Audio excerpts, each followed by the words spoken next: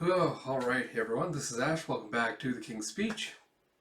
So I'm not going to do a big preamble for the channel stuff. If you've seen the other videos, you know everything I have to say, which I assume you will have before diving into this one.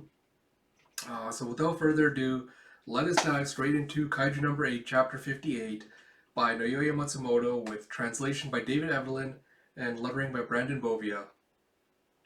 So we pick up with Hoshina's little speech where he goes, "Unless we cooperate across division boundaries, this nation is doomed." Excuse me. Jeff Jugo going, "A kaiju that makes new breeds? Color me skeptical, but what if number 10 is simply lying?" And he goes, "That of course is a possibility. However, I'd like to draw your attention to this data. The number of kaiju emergences in recent years, the surge in new breeds, and the yearly average of kaiju fortitude doubling from 2.6 to 4.8 all coincide with this intel. As you're all aware, there's still much we don't know about the mechanisms behind kaiju emergences, but studies in recent years have given credibility to the theory that the immense energy and strain produced by faults in the earth act upon underground substances in nearby plants and animals to produce kaiju. Number 9 appears to be intentionally taking advantage of this phenomenon to create kaiju." And Hasagawa goes, "Do we have info on their location?" He goes, "Given it moves from location to location, taking on various forms, their current whereabouts are unknown. If we take energy sources immense enough to produce multiple identified class Daikaiju into consideration, we suspect number 9 will be somewhere along the border of the Philippine Sea Plate and the Eurasian Plate, lurking in a domain that humanity cannot access." Oh boy. So I don't know if they're implying it's the Marianas Trench because my geography is garbage, but they're implying it's in some deep sea trench somewhere. And you see Jugo going, "That's way too broad of a range. It'd take us years just to pin down their location." And Jura's like, "Are you saying we have no other choice but to wait till they make a move?" And Astro's like, "Adding to that, number 10 has stated number 9 can access the memories of the humans it assimilates. There's a chance that assimilating the Director General has allowed it to learn about the Defense Force's capabilities." And Hoshina goes, "Basically, our goal now is to see how many surprise factors we can implement in the next few months before number 9 starts making its next set of moves." And Jura's like, "Surprise factors?" It's like, "Yes, factors that lie outside of number 9's assessment of our forces. Ones that aren't currently a part of our core roster. They're still green and imperfect. That's precisely why they have the potential to improve dramatically in a short time frame. The development of those young talents is the key to our success." Oh, yeah. So we're seeing two more new ones apart from the Division 1 guys we've already known. So I'm curious when we'll get introduced to them as well. And Ashra goes, "The most significant task we'll face is prepping to use the long dormant ultimate weapon. We need to train a compatible user for weapon number 6. You have Jugo going, "Numbers weapon 6. The weapon said to be the strongest and most dangerous of them all." God damn. And you have AG going, "So you plan on pitting the former king of kaiju against the newly crowned one?" Oh, shit. And it's like, "You found a compatible user?" And you see a flip as Hoshino activates a slide.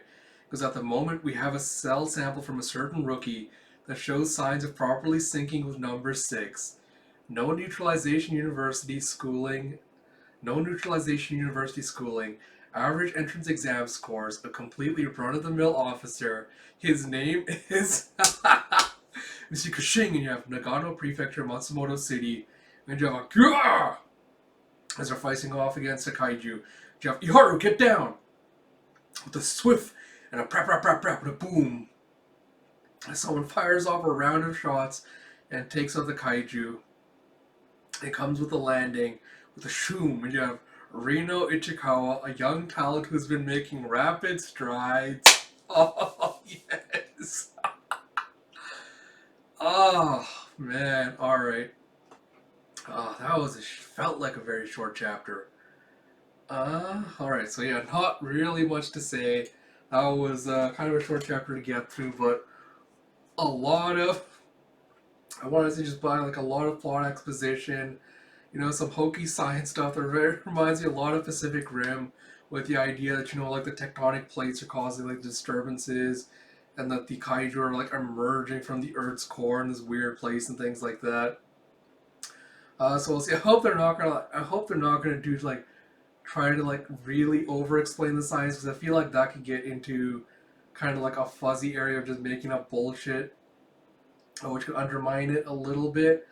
But we'll see what happens with regards to that. Like I just kind of every time I see science stuff in this, I kind of just let it gloss over me, because I'm not really most of the time I don't think there's really a lot of like merit in it, like the research they put into it. So it's kind of like I don't see the point kind of taking it too seriously.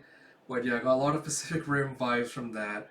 I'm interested to see like what this ultimate weapon is, like what Kaiju number 6 is, and how many other weapons they potentially have in storage. Because I feel like with the whole like the next generation is going to take over. I feel like each of them is at one point eventually going to get their own Kaiju weapons. So I'm wondering exactly how many they have in storage and how many they're going to bring out, kind of distribute. So that'll be interesting. I'm glad that Reno's finally kind of getting some spotlight again after he's been out of the story for so long. It'll be interesting to see what kind of weapon number 6 is going to be, because just based on his talent, using sniper rifles, I'd assume that they give him a gun of some sort. It'd be interesting to see if it's a different kind of weapon, or maybe even a suit of armor that they give him with number 6 to use. It is really too early to tell. It'll be interesting to see how that plays out. What kind of training he's gonna have to undergo to be able to use it. But yeah, a lot of intriguing plot development stuff is being brought up. Kind of like I said in the last chapter, we were really rushing headlong into the next arc. I don't know if we're gonna get a time skip potentially, even if it's just a few months, but we might possibly get that just with all the training stuff before leaping into the next arc proper. But we'll see. Yeah, so as always, if you like my content, please do like, comment, subscribe, all that good stuff. Like I mentioned at the beginning, I should have all the Kaiju and Spy Family videos uploaded at some point today, so look forward to that. Like I said, I'll also try to keep current with the next couple of batch of chapters over the next little while, but like I said, I'm still busy with work, so if I fall a little bit behind, please excuse me, but that's just the way it is. Like I said, keep an eye on the channel for an update closer to May about when read-throughs might be potentially coming back. Just in case, yeah, when read-throughs are coming back and stuff like that. And until next time, this is Ash. Talk to you all later.